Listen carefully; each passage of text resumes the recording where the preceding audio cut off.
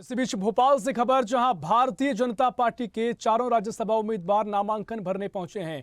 ये अपडेट आपको बता रहे हैं, जहां राज्यसभा का नामांकन भरने पहुंचे चारों बीजेपी के प्रत्याशी। बता दें कि बीजेपी कार्यालय से विधानसभा पहुंचे हैं चारों प्रत्याशी। मुख्यमंत्री डॉक्टर मोहन यादव, कैलाश विजयवर्गीय, पूर्व मुख्यमंत्री शिवराज सिंह चौहान, वीडी शर्मा सहित वरिष्ठ नेता यहां पर मौजूद हैं और विधानसभा में दाखिल कर रहे अपना नामांकन। 27 फरवरी को राज्यसभा के लिए मतदान होगा, वोटिंग होगी और 20 फरवरी तक वापस लिए जा सकेंगे अपने नाम। तो बड़ी अपडेट आपको दे रहे हैं, जहां भारतीय जनता पार्टी ने जिन 4 नामों का ऐलान किया है राज्यसभा के लिए, वह विधानसभा पहुंच गए हैं।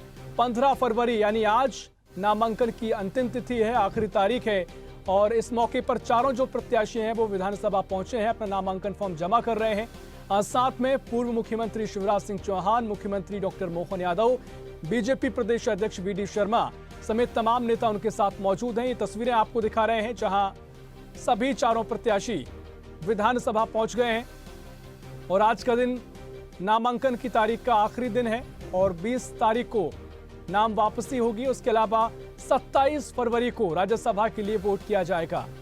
बता दें कि 2 मार्च तक राज्यसभा के जो 5 सांसद हैं उनका कार्यकाल खत्म हो रहा है और उससे पहले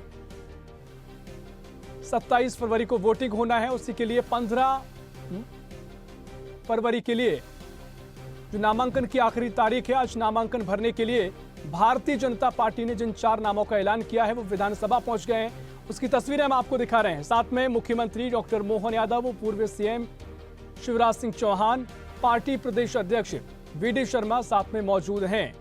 ये बड़ी अपडेट आपको दे रहे हैं, जहां राज्यसभा का नामांकन भरने चारों प्रत्याशी विधानसभा पहुंचे हैं।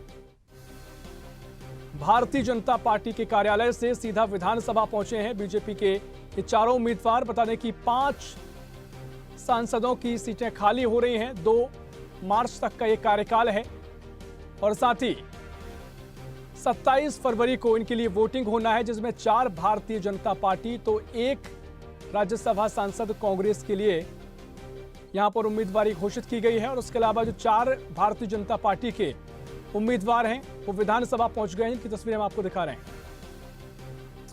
ये सीधी तस्वीरें आपको मध्य प्रदेश विधानसभा से दिखा रहे हैं, जहां भारतीय जनता पार्टी के चारों उम्मीदवार विधानसभा पहुंच गए हैं। नामांकन दाखिल किया जा रहा है और साथ में मध्य प्रदेश के मुखिया डॉक्टर मोहन यादव, पूर्व सीएम शिवराज सिंह चौहान, भारतीय जनता पार्टी के प्रदेश अध्यक्ष वीडी शर्मा मौजूद हैं और आज नामांकन का आखिरी दिन है। बता दें कि भारतीय जनता पार्टी ने अपने चारों उम्मीदवारों का नाम का ऐलान किया है और सभी को चौंकाया है। बता दें कि सभी जो प्रत्याशी हैं, उम्मीदवार हैं, वो विधानसभा पहुंच गए हैं और यहां से अपना नामांकन फॉर्म जमा करेंगे। बता दें कि भारतीय जनता पार्टी ने डॉक्टर एल मुरुगन, बंशीलाल गुर्जर, उमेश नाथ महाराज और माया नारुलिया को टिकट दिया है। चारों उम्मीदवारों के प्रस्तावक डॉक्टर मोहन यादव ही थे और साथ ही सभी को चौंका भी दिया है, क्योंकि राज्यसभा के लिए इन नामों की उम्मीद नहीं की जा रही थी और खासकर जिसमें से माया नारुलिया, जो कि पहले ही अपने लोकसभा चुनाव लड़ने की इच्छा जाहिर कर चुकी थी, उनको राज्यसभा भेजा गया है। और इसी खबर पर और जानकारी लेंगे, भोपाल से हमारे संवाददाता मोहम्मद ताहिर खान हमारे साथ जुड़ गए हैं। ताहिर, चारों जो प्रत्याशी हैं राज्यसभा के लिए उम्मीदवार हैं, विधानसभा पहुंच गए हैं कि नामांकन फॉर्म जमा कर दिया है? ताहिर जी बिल्कुल ऋषभ, आपको बता दूं कि बीजेपी ने अपने चारों ही जो प्रत्याशी हैं उनका जो नामांकन है वो यहाँ पर जमा कर दिया है। माया नरोलिया, डॉक्टर एल मुरुगन, उमेश नाथ महाराज और बंसीलाल गुर्जर वरिष्ठ नेताओं के साथ यहाँ पर रिटर्निंग ऑफिसर के कक्ष में पहुंचे थे। यहाँ पर उन्होंने विधिवत जो ऑफिशियल प्रक्रिया होती है फॉर्म जमा करने की, वो यहाँ पर पूरी की और अपना जो फॉर्म जमा किया है वो फॉर्म जमा करने की जो प्रोसेस है वो लगभग पूरी हो गई। उनके साथ मुख्यमंत्री डॉक्टर मोहन यादव, प्रदेश अध्यक्ष वीडी शर्मा, पूर्व सीएम शिवराज सिंह चौहान, कैबिनेट मंत्री प्रहलाद पटेल, कैलाश विजयवर्गीय सहित कई जो नेता हैं वो यहाँ पर मौजूद रहे। अगर बात समीकरणों की करें ऋषभ, तो कहीं ना कहीं बीजेपी के जो चारों प्रत्याशी हैं इनकी जो जीत है वो तय मानी जा रही है, क्योंकि मध्य प्रदेश विधानसभा में बीजेपी के पास जो बहुमत है उसके आधार पर चारों ही सीटें बीजेपी के खाते में जाती हुई नजर आ रही है। उसके अलावा एक सीट कांग्रेस को मिलना लगभग तय है। तो चारों ही प्रत्याशियों ने अपना जो नामांकन है वो यहाँ पर जमा कर दिया है। वो बीजेपी कार्यालय से यहाँ पर वरिष्ठ नेताओं के साथ पहुंचे थे, रिटर्निंग ऑफिसर के समक्ष गए और अपना नामांकन जमा करके अब वो वापसी करेंगे। अभी फिलहाल सभी जो प्रत्याशी हैं वो मीडिया से रूबरू यहाँ पर हो रहे हैं। और जो आपको बता दें कि लंबी जद्दोजहद के बाद बीजेपी की जो लिस्ट है वो यहाँ पर सामने आई थी, जिसमें माया नरोलिया, एल मरोगन और जो महाराज हैं उनका जो नाम है वो कहीं ना कहीं से चौंकाने वाला था। उसी के अनुरूप कांग्रेस ने भी एक चौंकाने वाला नाम दिया है। अशोक सिंह को उन्होंने प्रत्याशी बनाया है। अशोक सिंह भी कुछ देर बाद विधानसभा पहुंचेंगे और अपना जो नामांकन है वो यहाँ पर जमा करेंगे। ऋषभ। हाँ बिल्कुल ताहिर, आपसे जानकारी लेंगे, आप बने रहिए हमारे साथ। और सीधा भोपाल से news Z digital Anirudh Sonu हमारे साथ लाइव जुड़ गए हैं। अनिरुद्ध जी, जिस तरीके से आज चारों जो प्रत्याशी हैं, उम्मीदवार हैं, वो राज्यसभा विधानसभा पहुंच चुके हैं और साथ ही नामांकन फॉर्म दाखिल कर दिया है, आपके साथ मुझे लग रहा है कोई गेस्ट मौजूद है, क्या कुछ फिलहाल आप वहां देख पा रहे हैं और क्या कुछ अपडेट? मैंने कहा दिनेश तुम विधायक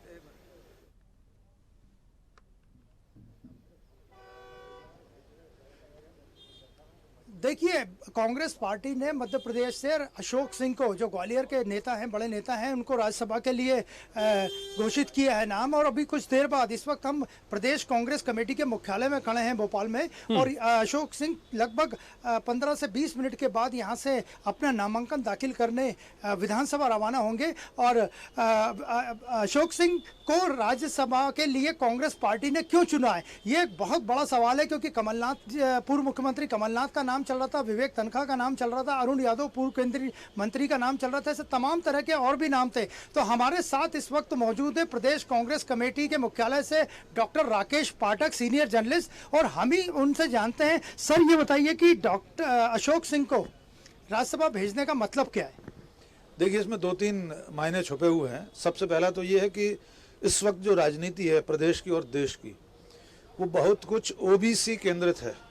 तो अशोक सिंह ओबीसी समुदाय से आते हैं, तो उनके जरिए पूरे प्रदेश के एक बड़े तबके को ओबलाइज करने की कोशिश है। दूसरा मायना इसका ये है कि कांग्रेस का जो समर्पित कार्यकर्ता है, जो इस बदलाव के दौर में, जिस वक्त तू चल में आया की सीरीज जैसी चल रही है, बड़े बड़े नेता कांग्रेस छोड़कर जा रहे हैं, ऐसे में एक निष्ठावान कार्यकर्ता, जो जैसे 4 बार कांग्रेस ने लोकसभा का टिकट भी दिया, लेकिन वे पार्टी के साथ और अपने नेताओं के साथ बने हुए हैं। दूसरा संदेश ये भी है। तीसरा संदेश मैं समझता हूँ आलाकमान ने ये दिया है कि अब जो पुरानी पीढ़ी है उसका कार्यकाल, एक तरह से उसका दौर अब खत्म होने जा रहा है। जिस तरह प्रदेश कार्यालय में, यानी प्रदेश कांग्रेस कमेटी में बदलाव हुआ, जीतू पटवारी, उमंग सिंघार, हेमंत कटारे, नई पीढ़ी को सामने लाया गया। अशोक सिंह उस रूप में नई पीढ़ी का तो कहे ही जाएंगे, कमलनाथ, दिग्विजय सिंह के बाद की दूसरी तीसरी पीढ़ी के नेता हैं। और सबसे अंतिम और जरूरी बात, अशोक सिंह महल विरोधी राजनीति के, ग्वालियर चंबल अंचल में सिंधिया विरोधी राजनीति के एक छत्रप हैं। सर, ये बताइए कि कमलनाथ जी का बड़ा नाम चल रहा था और अचानक ये भी खबरें थी कि वो कमलनाथ जी बीजेपी ज्वाइन कर सकते हैं, अभी भी ये खबर जिंदा है? मुझे लगता है कि ये तो खबर विश्वसनीय नहीं है। मैं नहीं मानता कि कमलनाथ अब इस उम्र में, इस पड़ाव पर कांग्रेस छोड़कर बीजेपी में जाएंगे। ऐसा कोई कारण नहीं है। कांग्रेस पार्टी ने उन्हें सब कुछ दिया, केंद्र में इतने साल मंत्री रहे, मुख्यमंत्री रहे, प्रदेश अध्यक्ष रहे। ऐसा कोई अवसर नहीं हो सकता जो किसी नेता को मिलना चाहिए पार्टी से, तो वे नहीं जाएंगे। राज्यसभा में जहाँ तक भेजने का प्रश्न है, नाम चलते हैं, चुनाव के समय सब तरह के नाम चलते हैं, लेकिन जैसा मैंने पहले कहा कि अब ये राहुल गांधी की कांग्रेस नई कांग्रेस है। राहुल गांधी अपनी कांग्रेस बना रहे हैं, इसलिए सभी प्रदेशों में देखिएगा, आप नाम देखेंगे जब, तो नए नाम और इस तरह के विश्वसनीय नाम चर्चा में शामिल होने के लिए जिस तरीके से राज्यसभा के जो 4 उम्मीदवार हैं वो विधानसभा पहुंचकर नामांकन फॉर्म जमा किया है। और मोहम्मद ताहिर खान भोपाल से हमारे सहयोगी जुड़े हुए हैं। ताहिर, जिस तरीके से आप जिक्र भी कर रहे थे, क्या कुछ अब आगे की रणनीति के हिसाब से भी इन 4 नामों को भारतीय जनता पार्टी ने उतारा है, क्योंकि लोकसभा चुनाव ठीक सामने हैं और जो समीकरणों को साधने की कोशिश की गई है, चाहे ओबीसी वर्ग हो, महिला हो या दलित वर्ग को साधने की कोशिश की गई है, कितना असर, कितना फायदा बीजेपी को इसका आगे मिलेगा? कांग्रेस साधने का यहाँ पर कहीं ना कहीं प्रयास किया है। माया नरोलिया पहले से ही लोकसभा चुनाव लड़ने की इच्छा जता चुकी थी, लेकिन उनका नामों का ऐलान कर बीजेपी ने वहां पर उनको तो चुकाया, लेकिन प्रदेश की राजनीति में भी ये चौंकाने वाला नाम आया। माया नरोलिया ने भी इस पर साफ कहा था कि जब उनको ये पता लगा तो वो उस समय घर में रोटियां बना रही थी, यानी जब उनकी जो खुशी है उसका ठिकाना नहीं रहा। उसके अलावा उन्होंने जो महाराज को उतारा है, बंसीलाल गुर्जर की बात करें या एल मुरुगन की बात करें, तो सभी वर्गों को यहाँ पर कहीं ना कहीं साधने का प्रयास किया गया है। उसी के अनुरूप अगर कांग्रेस की बात करें ऋषभ, तो कांग्रेस ने भी ओबीसी कार्ड खेला है। माना जा रहा है कि ओबीसी वर्ग को साधने का यहाँ पर प्रयास है। साथ ही साथ जो ग्वालियर चंबल संभाग है वहां पर अशोक सिंह का अच्छा दबदबा माना जाता है, तो वो सीट जब ग्वालियर की तरफ जा रही है तो ग्वालियर में भी जो अन्य सीटें हैं वहां पर कांग्रेस को फायदा लोकसभा में हो, उसका अनुरूप यहाँ पर तय किए गए हैं। तो कहीं ना कहीं दोनों ही पार्टियां यहाँ पर साधती हुई नजर आ रही ताहिर, हैं। देखिए लेकिन चर्चा ये भी है, कांग्रेस के जो उम्मीदवार का जिक्र आपने किया अशोक सिंह, उनके लेकर चर्चा है कि दिग्विजय सिंह अपना कार्ड खेलने में कामयाब हुए हैं, उनके समर्थक वो माने जाते रहे हैं और इससे पहले हमने कई बार देखा वो कहीं ना कहीं सिंधिया के विरोधी रहे हैं और महल की राजनीति के हमेशा से विरोधी वो रहे हैं। लेकिन क्या ये माना जा रहा है कि दिग्विजय सिंह अपनी कार्ड खेलने में कामयाब हुए हैं, उनके ही समर्थक ये हैं? देखिए, जो अशोक सिंह है वो यादव समुदाय से आते हैं, तो कहीं ना कहीं राजनीतिक बाजार में ये चर्चा भी है कि यादव वर्सेस यादव का भी जो खेल है वो मध्य प्रदेश में देखने को मिल रहा है। एक तरफ जो यादव है वो मुख्यमंत्री डॉक्टर मोहन यादव है, दूसरी तरफ राज्यसभा से जो अशोक सिंह है उनको भी यादव प्रत्याशी के रूप में यहाँ पर देखा जा रहा है। उसके अलावा सिंधिया का जो कार्ड है वो भी ढूंढने की कहीं ना कहीं कांग्रेस ने कोशिश की है, क्योंकि राजघराने का दबदबा कांग्रेस में रहा, लेकिन सिंधिया बीजेपी में चलेगा उसके बाद से ही कांग्रेस की खेमा एक चिंताजनक रहा है। उसके बाद ग्वालियर में उन्होंने यादव को उतार के कहीं ना कहीं सिंधिया का भी कार्ड ढूंढने की कोशिश की। हालांकि हमने ये बात जब अशोक सिंह से कही थी वो इस बात को सिरे से नकारते हुए नजर आए थे। उन्होंने कहा था कि कांग्रेस ने भरोसा जताया है, वो उसके अनुरूप काम करेंगे। सिंधिया की कार्ड या यादव वर्सेस यादव का कुछ भी गेम नहीं है, लेकिन अगर राजनीतिक पंडितों की ऋषभ माने तो कहीं ना कहीं ये यादव वर्सेस यादव का खेल भी नजर आ रहा है। जी ठीक है ताहिर, आखिरी अपडेट आपसे चाहूंगा, जो प्रत्याशी सभी विधानसभा पहुंचे हैं क्या बाहर आ गए हैं, क्या किसी हलचल किसी तरह की दिखाई दे रही है?